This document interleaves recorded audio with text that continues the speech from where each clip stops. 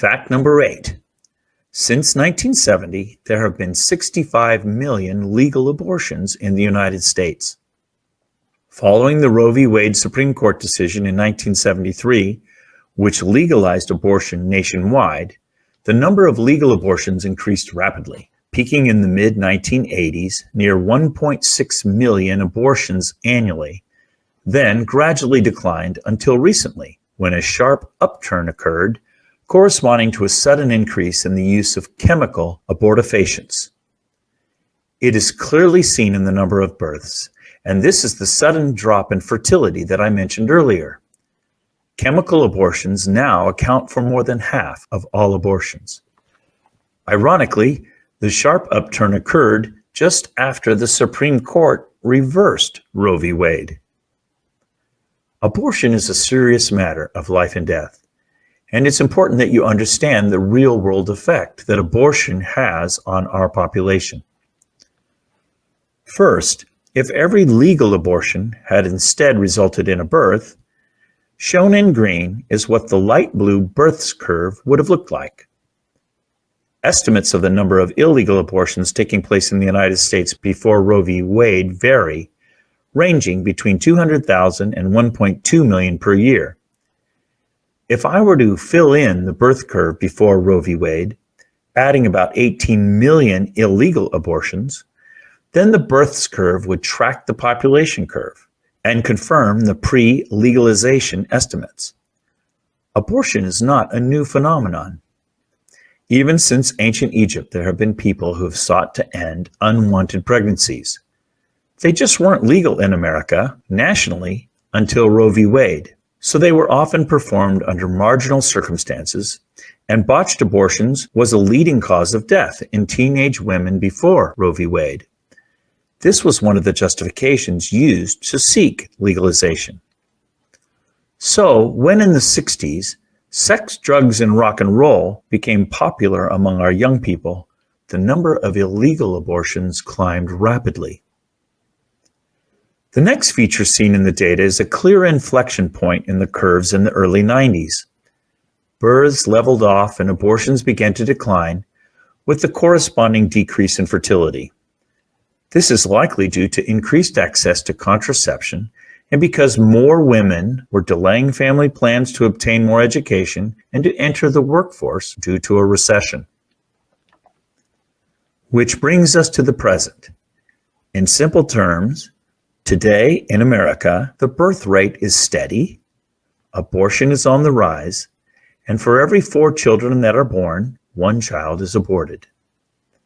To put the total number of abortions in context, I first have to change the population scale on the right.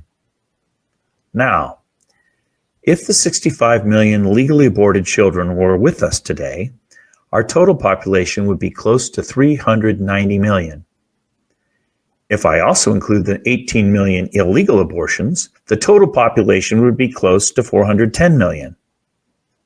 In simple to remember terms, for every 4 people who are alive now, there would be about 1 more person. And on average, for every 3 households, 2 of them would have another family member.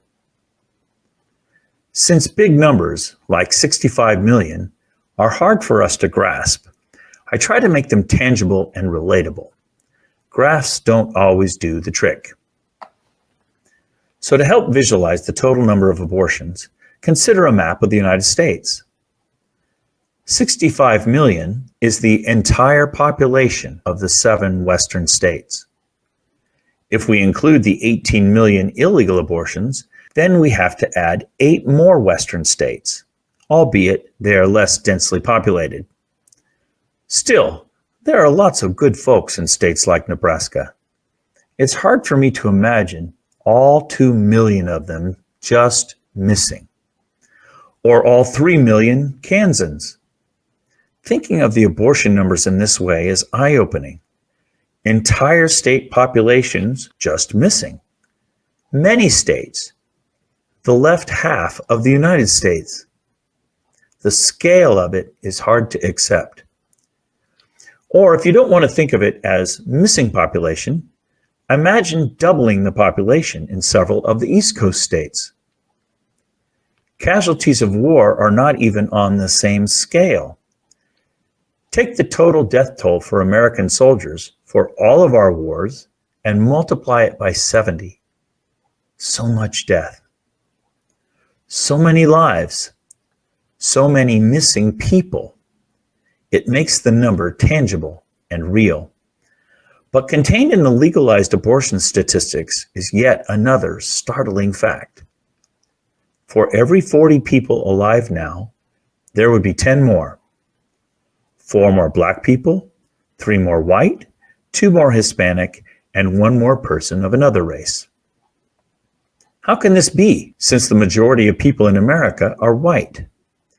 The statistics vary significantly by region, but on average, a Black pregnancy is 5 times more likely to be terminated by an abortion than a white one, and Hispanic pregnancies are twice as likely relative to whites.